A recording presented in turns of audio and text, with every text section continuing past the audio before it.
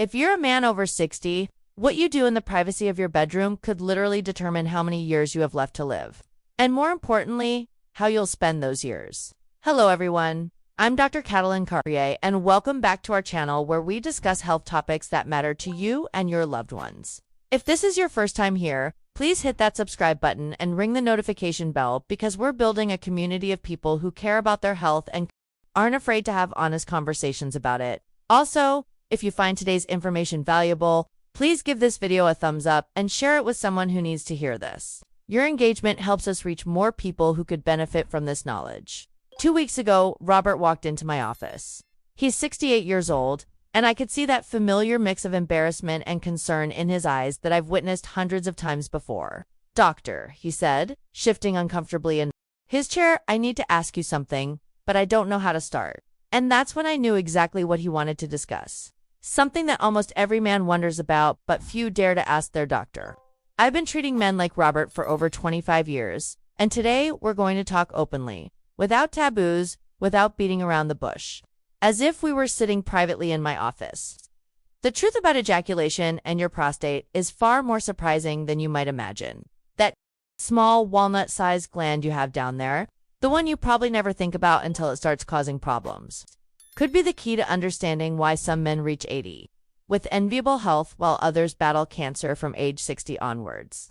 And the most shocking part is that the answer might lie in something as simple and natural as how frequently you ejaculate. Yes, you heard that right. And don't blush because this is pure, hard science. Robert nearly fell off his chair when I explained what I'm about to share with you now. But first, let me tell you something that will get you thinking. Imagine your prostate as a small factory. It's located right below your bladder, working day and night. Its main job is to produce that clear, sticky fluid that forms part of your semen, the prostatic fluid. This isn't just any substance. It's a nutritious cocktail full of zinc, citric acid, and vital enzymes, all designed to protect and transport sperm on their journey. But here's where it gets interesting. The prostate doesn't work alone. It's like an orchestra where every instrument has its role. The seminal vesicles, those two little sacs attached to the prostate, contribute most of the volume with a sweet fluid rich in sugars to give energy to the sperm. And the testicles contribute just 1% of the total volume. But it's the most important 1%, the sperm themselves. All of this mixes in a perfect symphony to form semen. And when the moment of ejaculation arrives, that's where the magic happens. It's a fascinating two-act process, like a theater performance. First comes the emission phase. All these fluids gather in the urethra, waiting like actors behind the curtain, ready to make their entrance. Then, with adequate stimulation, comes the second act, expulsion. The pelvic floor muscles contract with impressive force and launch everything outward. It's a perfect ballet that depends on flawless communication between nerves and muscles. That's why when Robert asked me if diabetes could affect this, I told him absolutely yes. Diabetes can damage those delicate nerves and disrupt the entire process. But what Robert really wanted to know, and what you're probably wondering too, is whether holding back is harmful, whether accumulating semen can be detrimental. And this is where things get interesting. The direct answer is no. There's no evidence that not ejaculating causes serious illness by itself. But wait, don't leave yet, because this doesn't mean it's without consequences. Think of it like a river. When water doesn't flow, it stagnates, becomes murky and heavy. Something similar happens in your prostate, especially if you're one of those men who suffer from chronic prostatitis, that persistent and sometimes painful inflammation of the gland. Low ejaculation frequency can worsen symptoms. It can increase that feeling of pelvic congestion, that uncomfortable pressure that won't leave you alone. In fact, and this is fascinating, a study from 19 observed something revealing. Men with chronic prostatitis who increased their ejaculatory frequency, whether through relations with their partner or through masturbation, reported significant relief from their symptoms. It's as if ejaculating cleaned out the ducts, reduced pressure, and decreased inflammation. Robert looked at me with wide eyes when I explained this. "Doctor, but I thought it was bad." He said. "No, Robert," I replied. "What's bad is not listening to your body." And there's something else that many don't consider. Something I discovered recently in 2023 research published in the Journal of Sleep Disorders. Sleep quality. It turns out that ejaculating releases a cocktail of hormones, prolactin, oxytocin, endorphins, all of which induce relaxation and deep sleep. Men who had regular sexual activity, especially when it ended in orgasm, slept better, woke up less during the night, and felt more rested in the morning. So beyond pleasure, an active sex life can be the best natural sleep aid that exists, and it's free. But now, hold on tight, because here comes the part I know many of you are waiting for. The million-dollar question: does ejaculating less increase the risk of prostate cancer? Or, put another way, does ejaculating more protect you? Science has been asking this question for decades, and the findings are, at the very least, surprising, impactful, and revealing. Let me take a sip of water, and while I do, if you're finding this information valuable, if you feel this is something more men should know, please do me a favor. Subscribe to the channel, hit that like button, share it with that friend or family member who needs to hear this. It's free for you, and for me, it means the world. It helps me continue creating honest content about health, and I appreciate it from the bottom of my heart. Now, let's continue with what Harvard University discovered. The largest and most important study on this topic followed almost 32,000 men for 18 years. 32,000? Imagine following an entire city. And what they found was something that changed how we understand prostate health.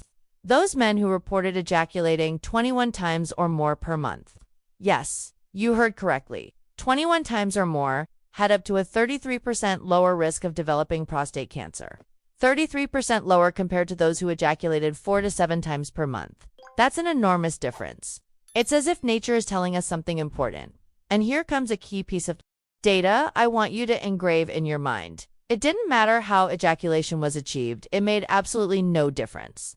Whether it was with a partner, whether it was through masturbation, whether it was at dawn or midday, the protective effect seemed to be linked to the physical act of ejaculation itself. Not sexual activity, not romance, not having a partner, but the simple fact of ejaculating.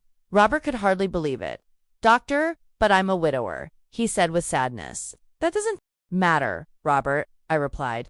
"Your health doesn't depend on having a partner. It depends on taking care of yourself." And I saw how his eyes lit up with hope. Other studies have confirmed these findings.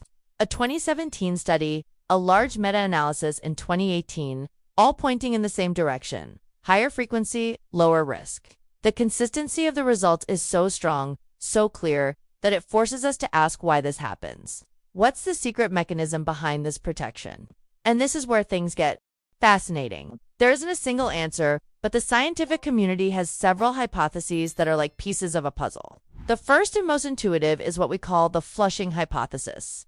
Think of your prostate like a sponge with small ducts.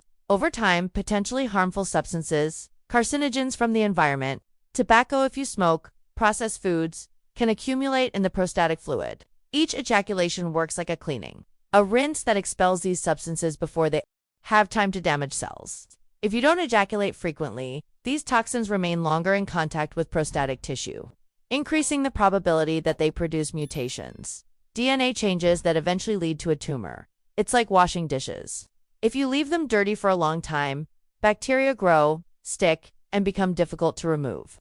The second theory has to do with hormones, and this is crucial. Frequent ejaculation could help maintain a healthier hormonal balance within the prostate, regulating testosterone levels and other androgens. When these levels are balanced, cell growth stays under control. But when they become unbalanced, cells can start growing unchecked, and that's where problems begin. A third idea that I personally find brilliant is that sexual activity acts similarly to physical exercise, stimulating the immune system, that army of defenders we have inside. And it not only defends us against viruses and bacteria, but also against cancer cells. An active and alert immune system is more effective at detecting and eliminating abnormal cells before they become a serious problem. And finally, the muscle contractions during orgasm. Those rhythmic and powerful contractions improve blood flow throughout the pelvic area, reduce local inflammation, and decrease oxidative stress, that silent enemy that ages our cells. All of this creates an environment less conducive to cancer development. Robert interrupted me at this point. "Doctor, so how many times do I need to ejaculate per month?" 21, like the study says. And here I want to be very clear, extremely clear, because this is fundamental. That number of 21 times is not a medical prescription. It's not a goal you should force yourself to meet. It's not a competition. Sexual health doesn't work that way. It's not like taking a pill 3 times a day. The ideal frequency for each man is completely personal, unique, individual. It depends on your age, your general health status, whether you have a partner or not, your energy level, your mood, your medications, your stress level. The list is endless. Forcing yourself to reach a number can generate anxiety, stress, frustration, and that's counterproductive for health. The cure becomes worse than the disease. What these studies tell us is not that we should become machines, but that a sexually active life, a regular ejaculation frequency, seems to be a component of a healthy lifestyle that protects the prostate. The key, and I told this too, Robert, and I'm telling you, is to listen to your body. Find your own rhythm without pressure, without guilt, without comparing yourself to anyone. Your body will tell you what it needs. You just have to learn to listen. And now let me ask you something. What do you think about all this? Does it surprise you, relieve you, worry you? Leave me your opinion in the comments. I'm very interested in knowing different perspectives and different experiences. And while you write, don't forget to drink a glass of water. Hydration is also fundamental for prostate health. But wait, because now comes a crucial topic that worries many men, especially those who have already had prostate problems. What happens to my ejaculation if I have surgery? I get asked this question almost every day, and the answer isn't simple because it depends on the type of surgery. First, let's talk about the most common surgery, the one done for benign prostate enlargement, that very frequent condition where the prostate grows and grows until it squeezes the urethra, making it difficult to urinate. James, another of my patients, 72 years old, came to my office because he couldn't sleep anymore. He was getting up 6 or 7 times per night to urinate, and when he went, barely a few drops came out. It was torture. In these cases, surgery seeks to unclog the plumbing. The internal tissue causing the obstruction is removed, but the external capsule of the prostate is left. It's like peeling an orange from the inside but leaving the skin. And here comes the most frequent consequence: retrograde ejaculation. What does this mean? I'll explain it simply. During orgasm, instead of semen being expelled outward, it goes backward, toward the bladder. This happens because surgery alters that little gate, the internal sphincter, that normally closes to prevent this from happening. It's as if the door separating 2 rooms no longer closes properly. And here it's very important that you understand this. You will continue to have orgasms. The sensation of pleasure will be exactly the same. Erection shouldn't be affected. You simply won't see semen come out. James looked worried when I explained this before his surgery. Doctor, but then I'm no longer a man. He asked me. No, James, I said, taking his hand. You're still the same man, your body just functions a little differently. This semen that goes to the bladder doesn't cause any problems. It's eliminated completely harmlessly with urine. Like taking a different route to exit, nothing more. Many men adapt perfectly to this, and their sex life continues to be satisfactory. But the second type of surgery is very different, much more radical. It's the one done when there's prostate cancer, radical prostatectomy. Here, the objective is to save your life, cure the cancer, and for that, the complete prostate is removed along with the seminal vesicles. It's like demolishing the entire factory, not just emptying it. By eliminating these organs, semen production disappears completely. There's no more factory, no more production. After this surgery, there's no ejaculation whatsoever. Orgasm can still be felt, what we call dry orgasm, that sensation of climax, of pleasure, but there will be no fluid expulsion. And here I must be honest.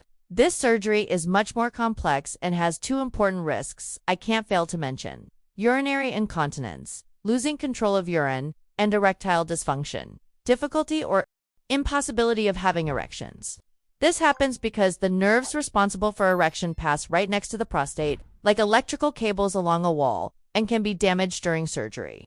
Charles, 65 years old, prostate cancer detected early, asked me with tears in his eyes, "Doctor, is it worth living like this?"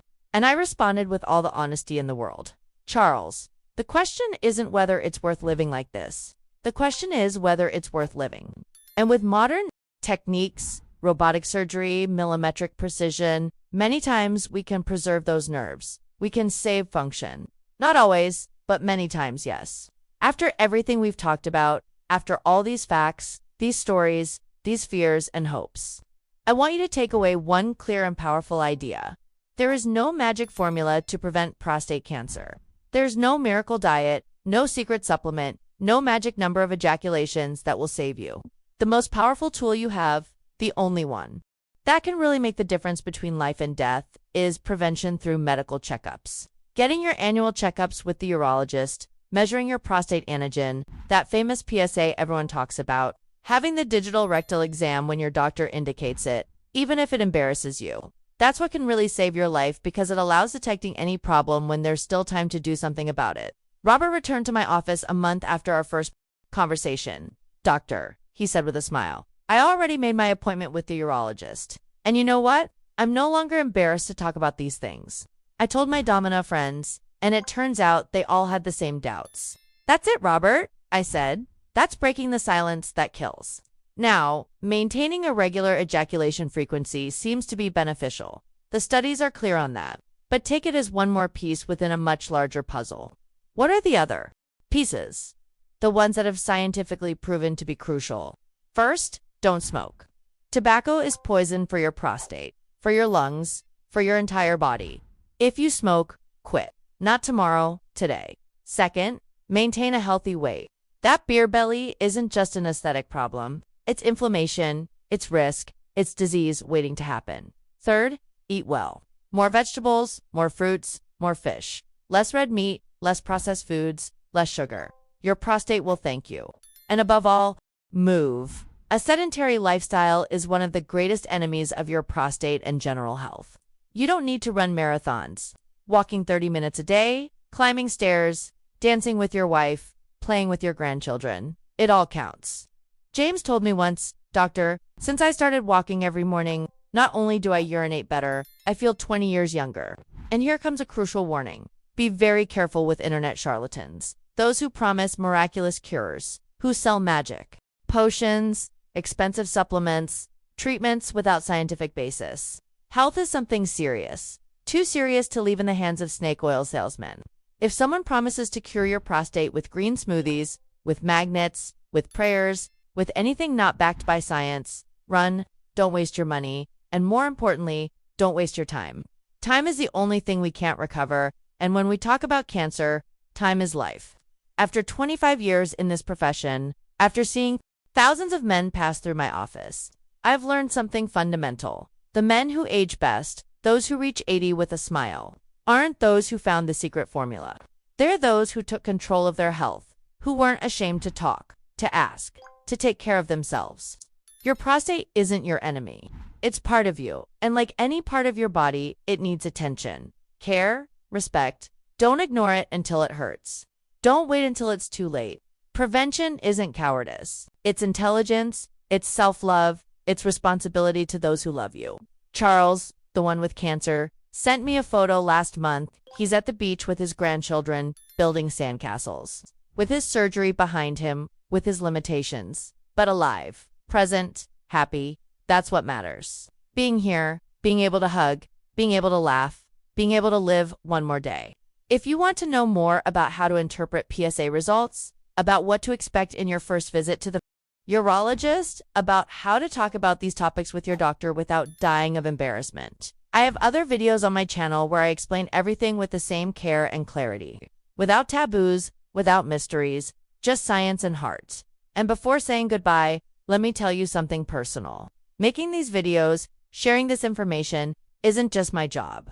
It's my mission. Because every man who gets his checkups, everyone who loses fear, everyone who takes control, is a victory. It's a father who will see his children grow, a grandfather who will meet his grandchildren, a husband who will age alongside his partner. That's why I ask you if this video has helped you. If it has cleared up doubts, if it has taken away fears, share it. Send it to that stubborn friend who doesn't want to go to the doctor, to that brother who acts tough, to that neighbor who suffers in silence. You don't know the good and uncomfortable conversation today can do. It can save a life tomorrow. And subscribe to the channel, not for me, but for you. To keep learning, to keep taking care of yourself, to not miss information that could change your life.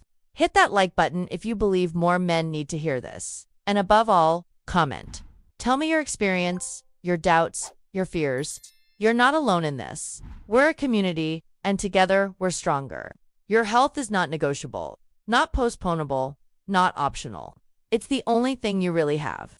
Without it, everything else loses meaning. So make the decision today, not tomorrow, not Monday, not after the holidays. Today, make that appointment, get that exam, have that conversation. Your body is waiting for you. It's ready to respond. It just needs you to take the first step. And that step isn't backward with fear. It's forward with courage. Because taking care of yourself isn't for cowards, it's for the brave. And you are braver than you think. Robert discovered it. James discovered it. Charles discovered it. Now it's your turn. What are you going to do? Are you going to continue in silence? Or are you going to take control? The decision, your health, is in your hands. Thank you so much for watching today's video and for being part of our community. Your engagement, your comments, your questions make this channel what it is. If you found this information helpful, please give this video a thumbs up. Subscribe to the channel if you haven't already, and ring that notification bell so you never miss our latest health discussions. Share this video with someone who needs to hear this message because together, we can break the silence around men's health issues. I'll see you in the next video, and remember, your best doctor is yourself. Take care.